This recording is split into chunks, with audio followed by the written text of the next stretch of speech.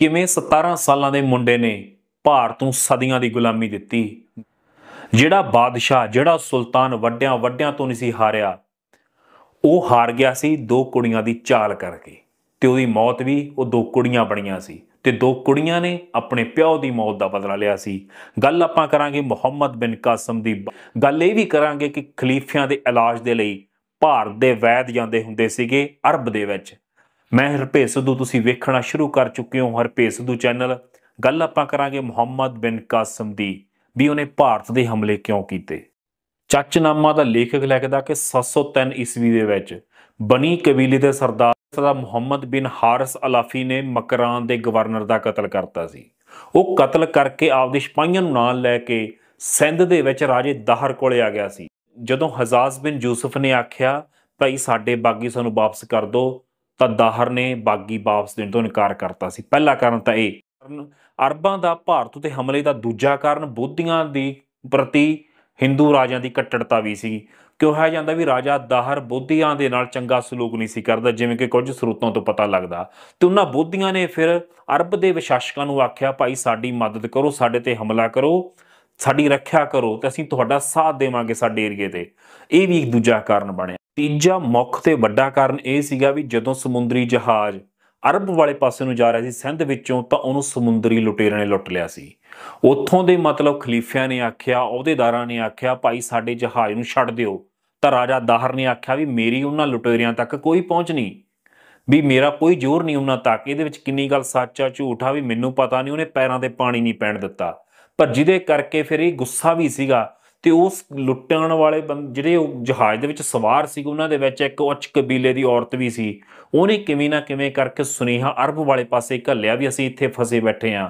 ਤੇ ਇਹ ਵੀ ਇੱਕ ਤੀਜਾ ਮੁੱਖ ਕਾਰਨ ਸੀ। ਤੇ ਜਿਹਦੇ ਤੇ ਹਮਲਾ ਕਰਨ ਦੇ ਲਈ ਫਿਰ ਅਰਬ ਦੇ ਵਿੱਚ ਤਕਰੀਬਨ ਵਾਰੀ 2-3 ਹਮਲੇ ਕੀਤੇ ਗਏ ਅਰਬ ਵਾਲੇ ਪਾਸਿਓਂ ਭਾਰਤ ਤੇ, ਜਿਹੜੇ ਕਿ ਰਾਜਾ ਦਾਹਰ ਨੇ ਨਾਕਾਮ ਕਰ ਦਿੱਤੇ ਸੀ। ਇੰਨੀ ਨਾਕਾਮੀ ਹੋਣ ਤੋਂ ਬਾਅਦ ਫਿਰ ਜਿਹੜੇ ਉੱਥੋਂ ਦੇ ਖਲੀਫੇ ਸੀ ਉਹ ਬਹੁਤ ਪਰੇਸ਼ਾਨ ਸੀ ਵੀ ਅਸੀਂ ਬਦਲਾ ਲੈਣਾ। ਤੇ ਉਸ ਸਮੇਂ ਫਿਰ ਨਾਇਕ ਦੇ ਤੌਰ ਤੇ ਅਰਬ ਵਾਲੇ ਪਾਸਿਓਂ ਨਾਇਕ ਬਣਾ ਕੇ ਪੇਸ਼ ਕੀਤਾ ਜਾਂਦਾ ਵਾ 17 ਸਾਲਾਂ ਦੇ ਮੁਹੰਮਦ ਬਿਨ ਕਾਸਿਮ ਨੂੰ। ਇਹ ਉਹ ਦੌਰ ਸੀ ਜਦੋਂ ਕੋਈ ਜ਼ਮਾਨਾ ਇਹ ਵੀ ਸੀ ਕਿ ਦੋਨਾਂ ਦੇ ਵਿੱਚ ਵਪਾਰ ਚੰਗੇ ਚੱਲਦੇ ਸੀ, ਪਰ ਕੜੱਤਣ ਇਸ ਤਰੀਕੇ ਨਾਲ ਆ ਗਈ ਸੀ ਕਿ ਮਰਨ ਮਰਾਉਣ ਦੇ ਉੱਤੇ ਉਤਰ ਆਏ ਸੀਗੇ। ਇਸ ਤਰੀਕੇ ਨਾਲ ਮੁਹੰਮਦ ਬਿਨ ਕਾਸਿਮ ਨੇ ਭਾਰਤ ਉੱਤੇ ਹਮਲੇ ਦੀ ਤਿਆਰੀ ਸ਼ੁਰੂ ਕਰਤੀ ਸੀ, ਜਿਹਦੇ ਵਿੱਚ 12,000 ਫੌਜ ਸੀ, 6,000 ਸ਼ਾਮ ਏਰੀਆ ਜਿਹਨੂੰ ਕਿ ਸੀਰੀਆ ਕਿਹਾ ਜਾਂਦਾ, 6,000 ਲੜਾਕੂ ਸੀ ਈਰਾਨ ਦੇ, ਤੇ ਤੁਹਾਨੂੰ ਦੱਸਦਿਆਂ ਵੀ 3,000 ਊਂਠ ਸੀ ਸਵਾਰ, ਜਿਨ੍ਹਾਂ ਉੱਤੇ ਸਮਾਨ ਲੱਦਿਆ ਗਿਆ ਸੀਗਾ ਸਾਰਾ। ਇਸ ਤੋਂ ਬਿਨਾਂ ਸਮੁੰਦਰੀ ਬੇੜੇ ਤਿਆਰ ਕੀਤੇ ਗਏ ਵੀ ਮੰਨ ਕੇ ਚੱਲੋ ਵੀ ਕੋਈ ਗੱਲ ਵੱਧਦੀ ਆ ਤਾਂ ਸਮੁੰਦਰੀ ਰਸਤੇ ਰਾਹੀਂ ਵੀ ਸਮਾਨ ਪਹੁੰਚਾਇਆ ਜਾ ਸਕੇ। ਇਸ ਤੋਂ ਬਿਨਾਂ ਨਾਲ ਦੀ ਨਾਲ ਉਹਨਾਂ ਨੇ ਸਿੰਧ ਤੋਂ ਲੈ ਕੇ ਕੋਫਾ ਤੱਕ, ਕੌਫ ਵੀ ਕਹਿ ਦਿੰਦੇ, ਉੱਥੋਂ ਤੱਕ ਚੌਂਕੀਆਂ ਬਣਾਈਆਂ ਗਈਆਂ ਵੀ ਤਾਂ ਕਿ ਪਲ ਪਲ ਦੀ ਖਬਰ ਸਿੰਧ ਵਾਲੇ ਪਾਸਿਓਂ ਅਰਬ 'ਚ ਜਾ ਸਕੇ ਤੇ ਅਰਬ ਵਾਲੇ ਪਾਸਿਓਂ ਇੱਧਰ ਕੋਈ ਸਹੂਲਤ ਮਿਲ ਸਕੇ। ਇਸੇ ਤਰੀਕੇ ਦੇ ਨਾਲ ਇੱਕ ਕਾਫਲਾ ਬਣ ਗਿਆ ਸੀ। ਤੇ ਇੱਧਰਲੇ ਪਾਸੇ ਰਾਜੇ ਦਾਹਰ ਦੀ ਕੋਈ ਵੱਡੀ ਤਿਆਰੀ ਨਹੀਂ ਸੀ। ਉਹਨੂੰ ਲੱਗਦਾ ਸੀ ਵੀ ਕੋਈ ਹਮਲਾ ਕਰਨਾ ਨਹੀਂ ਗਾ, ਵੀ ਐਂ ਸਰ ਸੁਰ ਜਾਊਗਾ, ਉਹਨੇ ਕੋਈ ਤਿਆਰੀ ਵੱਡੀ ਵਿੱਢੀ ਨਹੀਂ। ਤੇ ਉੱਧਰ ਮੁਹੰਮਦ ਬਿਨ ਕਾਸਿਮ ਦੀ ਪੂਰੀ ਤਿਆਰੀ ਸੀ। ਮੁਹੰਮਦ ਬਿਨ ਕਾਸਿਮ ਦੇ ਹਮਲੇ ਵੇਲੇ ਜਿਹੜਾ ਸਿੰਧ ਸੀ ਨਾ, ਦੋ ਭਾਗਾਂ 'ਚ ਵੰਡਿਆ ਹੋਇਆ ਸੀ। ਉੱਤਰੀ ਭਾਗ ਉੱਤੇ ਰਾਜੇ ਦਾਹਰ ਦਾ ਰਾਜ ਸੀ ਤੇ ਦੂਜੇ ਦੱਖਣੀ ਭਾਗ ਜਿੱਧਰ ਨੂੰ ਬ੍ਰਾਹਮਣਾਵਾਦ ਕਿਹਾ ਜਾਂਦਾ ਸੀ, ਉਹਦੇ ਤੇ ਰਾਜਾ ਰਾਮਚੰਦਰ ਦੇ ਮੁੰਡੇ ਦਾ ਰਾਜ ਸੀਗਾ। ਤੇ ਰਾਜਾ ਰਾਮਚੰਦਰ ਦੇ ਮੁੰਡਾ ਜਦੋਂ ਪੂਰਾ ਹੋ ਗਿਆ, ਰਾਜ ਸਿੰਘ ਸੀ, ਜਦੋਂ ਉਹ ਪੂਰਾ ਹੋ ਗਿਆ ਤਾਂ ਉਦੋਂ ਬਾਅਦ ਦੇ ਵਿੱਚ ਰਾਜੇ ਦਾਹਰ ਨੇ ਆਪਦੇ ਵੱਡੇ ਭਰਾ ਨੂੰ ਬ੍ਰਾਹਮਣਾਵਾਦ ਦੀ ਗੱਦੀ ਤੇ ਬਿਠਾਤਾ ਸੀਗਾ। ਇਹ ਆਪਸ ਵਿੱਚ ਚਾਚਿਆਂ ਤਾਇਆਂ ਦੇ ਮੁੰਡੇ ਸੀਗੇ। ਰਾਜੇ ਰਾਮਚੰਦਰ ਦਾ ਭਤੀਜਾ ਸੀਗਾ ਰਾਜਾ ਦਾਹਰ, ਕਿਉਂਕਿ ਦੋ ਪਾਸੇ ਸਿੰਧ ਵੰਡਿਆ ਹੋਇਆ ਸੀਗਾ।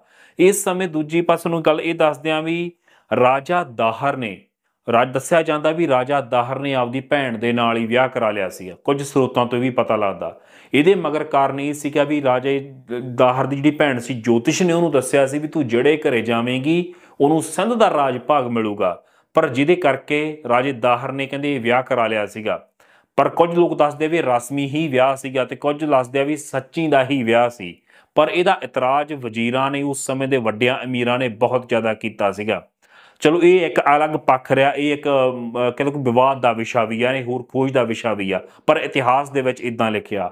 ਚੱਚਨਾਮਾ ਇਹ ਇੱਕ ਬਹੁਤ ਜਿਹੜਾ ਇਤਿਹਾਸ ਇਹ ਸਭ ਤੋਂ ਪੁਖਤਾ ਸਬੂਤ ਮੰਨਿਆ ਜਾਂਦਾ ਵਾ। ਚੱਚਨਾਮਾ ਜਿਹੜਾ ਕਿ ਉਸ ਸਮੇਂ ਦੇ ਰਾਜਾ ਚੰਦਰ ਹੋਇਆ, ਇਹਨਾਂ ਦੇ ਪਰਿਵਾਰ ਦੇ ਵਿੱਚੋਂ ਰਾਜਾ ਚੱਚ ਰਾਜਾ ਹੁੰਦਾ ਸੀ, ਉਸ ਨਾਂ ਦੇ ਉੱਤੇ ਰੱਖਿਆ ਗਿਆ ਸੀ। ਇਹ ਅਰਬੀ ਸਰੋਤ ਆ। ਜਿਹਦੇ ਆਧਾਰ ਦੇ ਉੱਤੇ ਇਸ ਹਮਲਿਆਂ ਦਾ ਵਿਖਿਆਨ ਕੀਤਾ ਜਾਂਦਾ ਵਾ।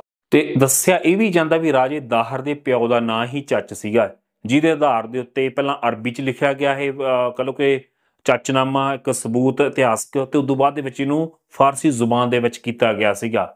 ਸੋ ਨੂੰ ਇਦੋਂ ਪਹਿਲਾਂ ਗੱਲ ਕਰ ਲਈਏ ਵੀ ਅਫਰੀਕਾ, ਕਹਿ ਸਕਦੇ ਕਿ ਅਫਰੀਕਾ, ਅਰਬ ਤੇ ਭਾਰਤ, ਇਹਨਾਂ ਦਾ ਆਪਸੀ ਵਪਾਰ ਬਹੁਤ ਮਜ਼ਬੂਤ ਸੀ। ਸਮੁੰਦਰੀ ਰਸਤਿਆਂ ਰਾਹੀਂ ਵੀ ਤੇ ਖੁਸ਼ਕ ਰਸਤਿਆਂ ਰਾਹੀਂ ਵੀ ਵਪਾਰ ਕੀਤਾ ਜਾਂਦਾ ਸੀ। ਉਸ ਸਮੇਂ ਵਪਾਰ ਦਾ ਮੁੱਖ ਕੇਂਦਰ ਮਿਸ਼ਰ ਹੋਇਆ ਕਰਦਾ ਹੁੰਦਾ ਸੀਗਾ।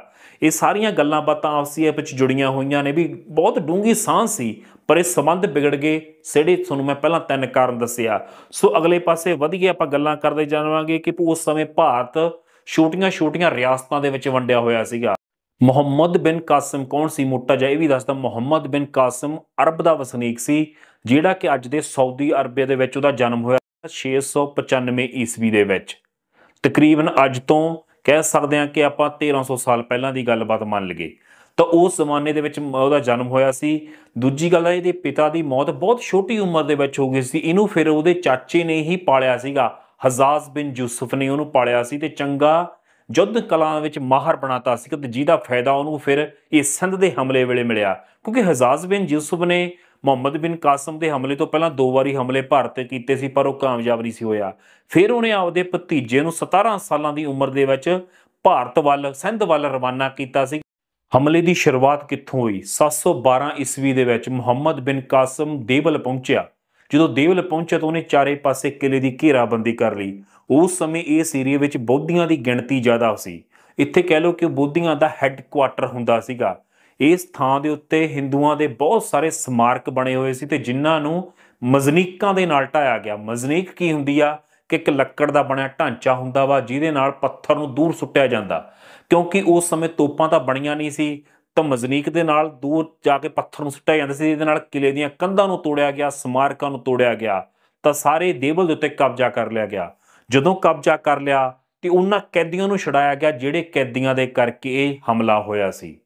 ਤੇ ਉਸ ਹਮਲੇ ਨੂੰ ਛੁਡਾਉਣ ਵਾਲੇ ਕੈਦੀਆਂ ਨੇ ਦੱਸਿਆ ਵੀ ਜਿਹੜਾ ਜੇਲਰ ਸੀ ਨਾ, ਇਹ ਬੋਧੀ ਸੀ, ਇਹਨੇ ਸਾਡੇ ਨਾਲ ਬਹੁਤ ਚੰਗਾ ਵਿਹਾਰ ਕੀਤਾ, ਵੀ ਇਹਨੂੰ ਭਾਈ ਕੁਛ ਨਾ ਆਖਿਓ। ਤੇ ਇਸ ਖੁਸ਼ੀ ਦੇ ਵਿੱਚ ਮੁਹੰਮਦ ਬਿਨ ਕਾਸਿਮ ਨੇ ਉਸ ਜੇਲਰ ਨੂੰ ਦੇਵਲ ਦਾ ਫਿਰ ਹਾਕਮ ਬਣਾਤਾ ਸੀਗਾ। ਦੇਵਲ ਉੱਤੇ ਤਕਰੀਬਨ 3000 ਕਹਿ ਸਕਦੇ ਹਾਂ ਕਿ ਅਰਬੀ ਲੋਕਾਂ ਨੂੰ ਵਸਾਉਣ ਤੋਂ ਬਾਅਦ, ਉਦੋਂ ਬਾਅਦ ਦੇ ਵਿੱਚ ਅਗਲਾ ਨਿਸ਼ਾਨਾ ਸੀਗਾ ਨੈਰੂਨ। ਨੈਰੂਨ ਦੇਵਲ ਤੋਂ 3 ਦਿਨਾਂ ਦਾ ਰਸਤਾ ਸੀ, ਉੱਥੇ ਪਹੁੰਚਿਆ ਗਿਆ। ਉੱਥੇ ਮੁਹੰਮਦ ਬਿਨ ਕਾਸਿਮ ਨੇ ਹਮਲਾ ਕੀਤਾ। ਜਦੋਂ ਹਮਲਾ ਕੀਤਾ ਤਾਂ ਉੱਥੋਂ ਦੇ ਸ਼ਾਸਕ ਨੇ ਸਿੱਧਾ ਹੀ ਉਹਦੀ ਅਧੀਨਗੀ ਪ੍ਰਵਾਨ ਕਰ ਲਈ, ਭਾਈ ਮੈਂ ਤੇਰੇ ਅਧੀਨ ਆ। ਤੇ ਉਹਨੇ ਫਿਰ ਮੁਹੰਮਦ ਬਿਨ ਕਾਸਿਮ ਨੇ ਫਿਰ ਕੀ ਕੀਤਾ ਕਿ ਖਿੱਲਤ ਦਿੱਤੀ। ਖਿੱਲਤ ਕੀ ਹੁੰਦਾ ਵਾ ਕਿ ਜਦੋਂ ਰਾਜਾ ਕਿਸੇ ਦੂਜੇ ਨੂੰ ਇੱਕ ਕੀਮਤੀ ਵਸਤਰ ਦਿੰਦਾ, ਕੱਪੜੇ ਦਿੰਦਾ, ਤਾਂ ਉਹਨੂੰ ਖਿੱਲਤ ਕਿਹਾ ਜਾਂਦਾ ਵਾ। ਇਸ ਤਰੀਕੇ ਦੇ ਨਾਲ ਦੇਵਲ, ਨੈਰੂ ਤੋਂ ਉਦੋਂ ਬਾਅਦ ਦੇ ਵਿੱਚ ਫਿਰ ਸੇਸਮ ਉੱਤੇ ਚੜ੍ਹਾਈ ਕੀਤੀ ਗਈ ਤੇ ਸੇਸਮ ਨੂੰ ਵੀ ਜਿੱਤਿਆ ਗਿਆ। ਮੁਹੰਮਦ ਬਿਨ ਕਾਸਿਮ ਨੇ ਜਦੋਂ ਸੇਸਮ ਜਿੱਤ ਲਿਆ ਤਾਂ ਮਗਰੋਂ ਫਿਰ ਖਲੀਫਿਆਂ ਦਾ ਕਹਿ ਲਓ ਕਿ ਸਮਾਚਾਰ ਪੱਤਰ ਆ ਗਿਆ ਵੀ ਭਾਈ ਐਂ ਕਰੋ ਵੀ ਹੁਣ ਨੇਰੂਨ ਵਾਪਸ ਆਓ। ਸੇਸਮ ਤੋਂ ਜਿੱਤ ਲਿਆ, ਨੇਰੂਨ ਵਾਪਸ ਆ ਤੇ ਸਭ ਤੋਂ ਪਹਿਲਾਂ ਸਿੰਧ ਪਾਰ ਕਰਕੇ ਜਿਹੜਾ ਉੱਥੋਂ ਦਾ ਰਾਜਾ ਵਾ ਦਾਹਰ, ਉਹਦੇ ਨਾਲ ਟੱਕਰ ਲੈ ਤੇ ਉਹਦੇ ਨਾਲ ਵੀ ਕੋਈ ਲੜਾਈ ਲੜ ਤੇ ਉਹਨੂੰ ਜਿੱਤ ਕੇ ਆ ਵਾਪਸ, ਵੀ ਤਾਂ ਕਿ ਇੱਕ ਫੈਸਲਾ ਹੋ ਸਕੇ। ਮੁਹੰਮਦ ਬਿਨ ਕਾਸਿਮ ਨੇ ਸਿੰਧ ਨੂੰ ਕਿਸ਼ਤੀਆਂ ਦਾ ਪੁਲ ਬਣਾ ਕੇ ਪਾਰ ਕੀਤਾ ਤੇ ਉਹਨੇ ਨਾਲ ਹੀ ਵਾਰਨਿੰਗ ਘਲਤੀ ਉਧਰ ਰਾਜੇ ਦਾਹਰ ਨੂੰ ਵੀ ਤੂੰ ਮੇਰੀ ਅਧੀਨਗੀ ਸਵੀਕਾਰ ਕਰ ਲੈ, ਨਹੀਂ ਤਾਂ ਹਮਲਾ ਹੋਊਗਾ। ਤੇ ਰਾਜਾ ਦਾਹਰ ਵੀ ਸੂਰਮਾ ਬੰਦਾ ਸੀ, ਉਹਨੇ ਆਖਿਆ ਭਾਈ ਮੈਂ ਤੇਰੀ ਅਧੀਨਗੀ ਸਵੀਕਾਰ ਨਹੀਂ ਕਰਦਾ। ਤੇ ਉਸ ਸਮੇਂ ਫਿਰ ਦੱਸਿਆ ਜਾਂਦਾ ਵੀ ਰਾਜਾ ਦਾਹਰ ਨੇ ਵੀ ਤਿਆਰੀ ਸ਼ੁਰੂ ਕਰਤੀ ਸੀ, ਜਿਹਦੇ ਵਿੱਚ ਦੱਸਿਆ ਜਾਂਦਾ ਵੀ 20,000 ਤਾਂ ਪੈਦਲ ਸੈਨਾ ਸੀ ਤੇ 1000 ਹਾਥੀ ਸੀ ਤੇ 5000 ਘੋੜਸਵਾਰ ਉਹਨੇ ਤਿਆਰ ਕਰ ਲਏ। ਤੇ ਰਾਵੜਾ ਨਾਂ ਦਾ ਸਥਾਨ, ਜਿਹਨੂੰ ਕਿ ਪਾਕਿਸਤਾਨ ਦੇ ਵਿੱਚ ਅੱਜ ਕੱਲ੍ਹ ਹੈਦਰਾਬਾਦ ਕਿਹਾ ਜਾਂਦਾ, ਉਸ ਥਾਂ ਦੇ ਉੱਤੇ ਇੱਕ ਪਾਸੇ ਅਰਬ ਤੇ ਇੱਕ ਪਾਸੇ ਸਿੰਧ ਤੇ ਭਾਰਤ ਦੇ ਕਹਿ ਸਕਦੇ ਹਾਂ ਕਿ ਉਸ ਸਮੇਂ ਰਾਜੇ ਘਮਸ਼ਾਨ ਦੀ ਜੰਗ ਹੋਈ।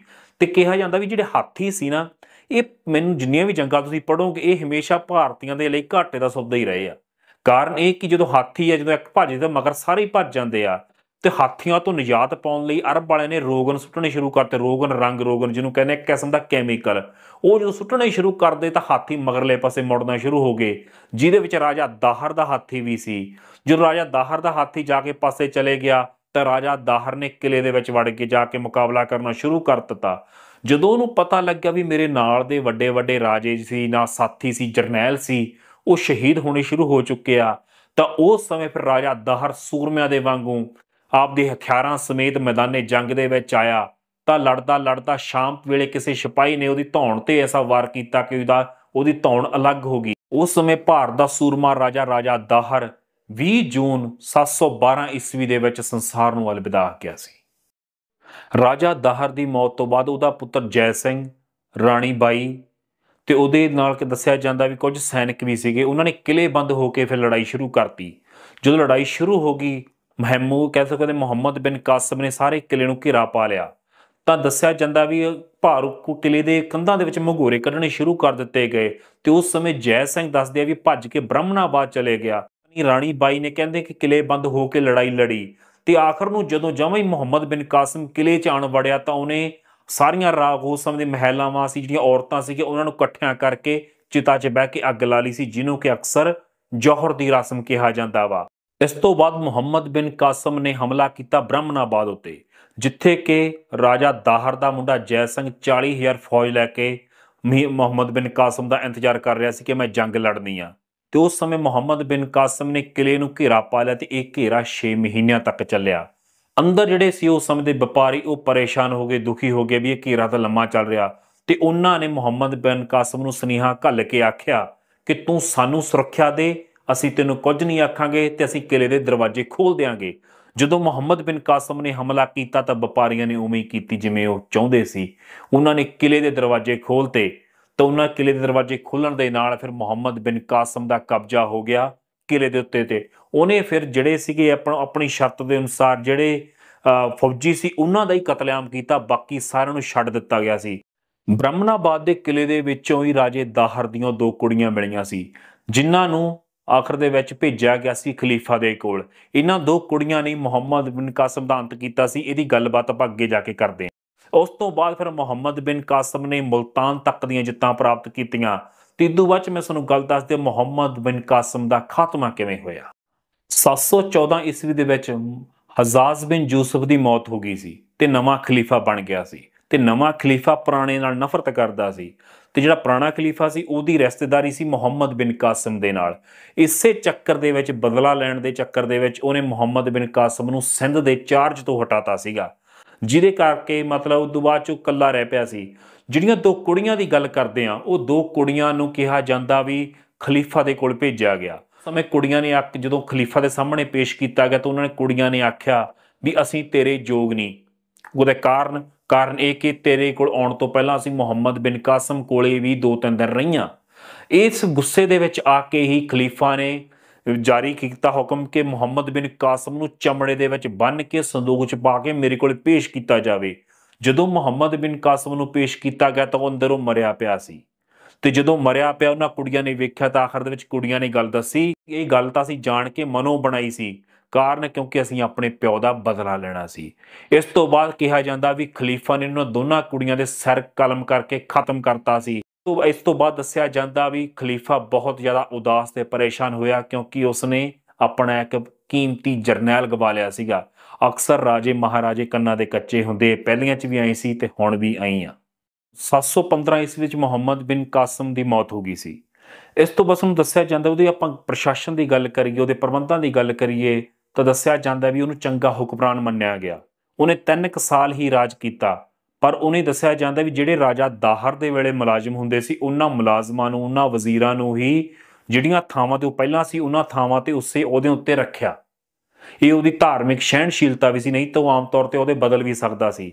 ਪਰ ਤੁਹਾਨੂੰ ਮੈਂ ਇੱਕ ਖਾਸ ਹੋਰ ਗੱਲ ਦੱਸ ਦਿਆਂ, ਜਿਹੜੀ ਸਰਕਾਰਾਂ ਬਦਲ ਜਾਂਦੀਆਂ ਹੁੰਦੀਆਂ ਨੇ ਪਰ ਅਫਸਰ ਉਹੀ ਰਹਿੰਦੇ ਹੁੰਦੇ ਨੇ। ਉਹ ਪਹਿਲਿਆਂ ਜ਼ਮਾਨਿਆਂ 'ਚ ਵੀ ਉਵੇਂ ਸੀ ਤੇ ਹੁਣ ਵੀ ਐਂ ਆ, ਤੁਸੀਂ ਚੈੱਕ ਕਰ ਲਿਓ, ਕਿਉਂਕਿ ਅਫਸਰ ਸੇਮ ਹੀ ਰਹਿੰਦੇ। ਡਿਊਟੀ ਜ਼ਰੂਰ ਬਦਲ ਸਕਦੀ ਇੱਧਰੋਂ ਹਟਾ ਕੇ ਉੱਧਰ, ਪਰ ਉਹ ਕਿਉਂਕਿ ਜਿਹੜਾ ਪ੍ਰਬੰਧ ਸਾਂਭਣਾ ਹੁੰਦਾ ਉਹ ਉਵੇਂ ਹੀ ਤੁਰਿਆ ਆਉਂਦਾ। ਇਹ ਮੀਰ ਕਾਸਿਮ ਵੇਲੇ ਤੋਂ ਉਦੋਂ ਵੀ ਪਹਿਲਾਂ ਸ਼ਾਇਦ ਕਿਤੇ ਆਈ ਹੋਵੇ। ਤੇ ਇਦੋਂ ਬਿਨਾਂ ਮੁਹੰਮਦ ਬਿਨ ਕਾਸਿਮ ਨੇ ਪ੍ਰਸ਼ਾਸਕੀ ਪ੍ਰਬੰਧ ਨੂੰ ਸਹੀ ਚਲਾਉਣ ਦੇ ਲਈ ਅਦਾਲਤਾਂ ਬਣਾਈਆਂ, ਘੋੜਖਾਨੇ ਬਣਾਏ, ਚੌਂਕੀਆਂ ਬਣਾਈਆਂ, ਨਵੇਂ ਹਸਪਤਾਲ ਖੋਲ੍ਹੇ। ਸੁਨਮੇ ਦੱਸਦਿਆ ਵੀ ਖਲੀਫਾ ਦੇ ਇਲਾਜ ਦੇ ਲਈ ਖਾਸ ਤੌਰ 'ਤੇ ਭਾਰਤ ਦੇ ਜਿਹੜੇ ਵੈਦ ਹੁੰਦੇ ਸੀ ਉਹਨਾਂ ਨੂੰ ਅਰਬ 'ਚ ਭੇਜਿਆ ਜਾਣ ਲੱਗ ਪਿਆ ਸੀ ਤੇ ਅਰਬ ਦੇ ਹਸਪਤਾਲਾਂ ਦੇ ਵਿੱਚ ਭਾਰਤੀ ਵੈਦਾਂ ਦੀ ਕਹਿ ਸਕਦੇ ਹਾਂ ਕਿ ਭਰਮਾਰ ਹੋ ਗਈ ਸੀ। ਉਹ ਇਲਾਜ ਕਰਨ ਲਈ ਉੱਥੇ ਜਾਂਦੇ ਸੀ।